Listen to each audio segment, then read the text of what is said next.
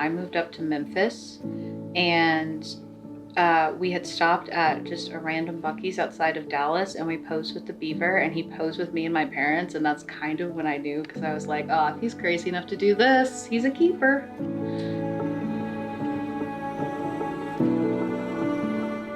We got absorbed into this really fun jigsaw puzzle where they were all the same color and just different shapes. And then we would both be sitting there spending hours on it, and then both look up at each other and be like, oh, 5 hours has passed and we haven't moved. And it's just one of those adorable moments. We decided to have a little clay date.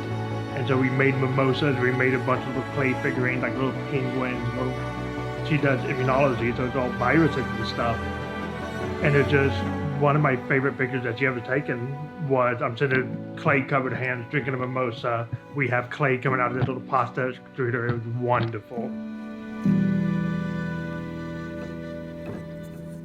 He's very sweet. He's very supportive.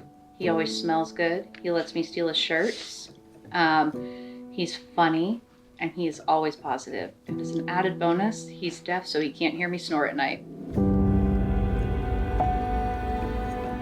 It's great and terrible at the same time. It makes every moment feel like it's passing by too fast. Like I don't have enough time to be around her, and it's absolutely a blast. And I hate every moment when I have to leave and go, finish my PhD or anything else. I just love spending as much moment with her as I can.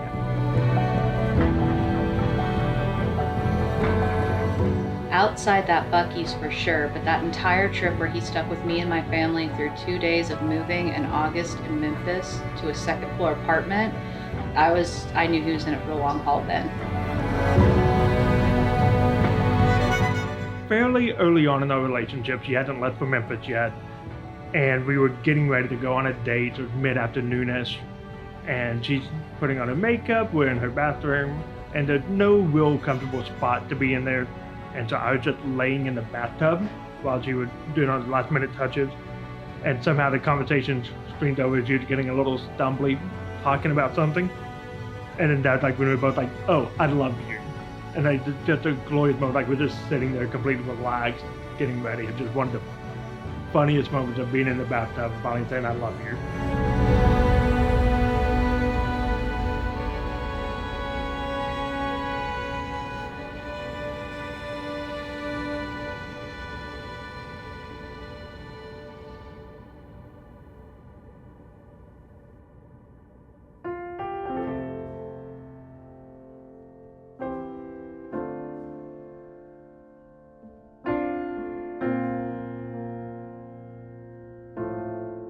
I'm so happy we're getting married. I love my ring. I love you. And I hope we have just the wildest, most fun time, and all the pictures are crazy.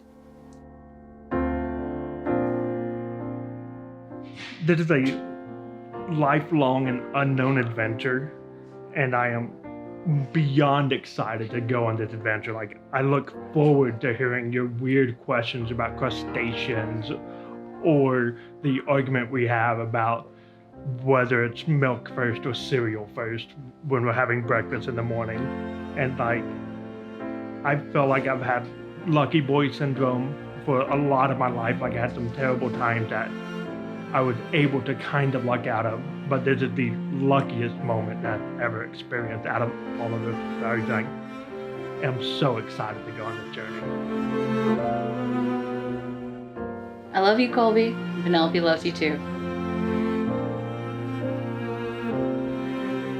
Taylor, I love you so much, and I'm so excited for everything that we get to do together from here on out.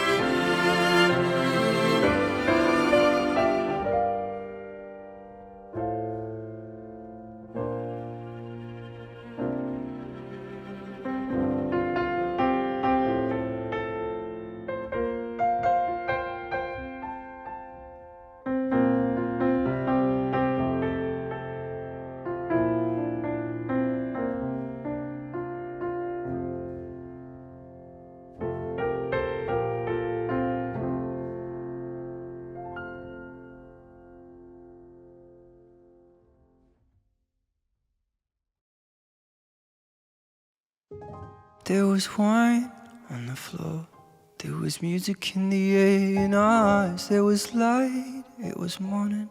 Guess we talked the whole night long.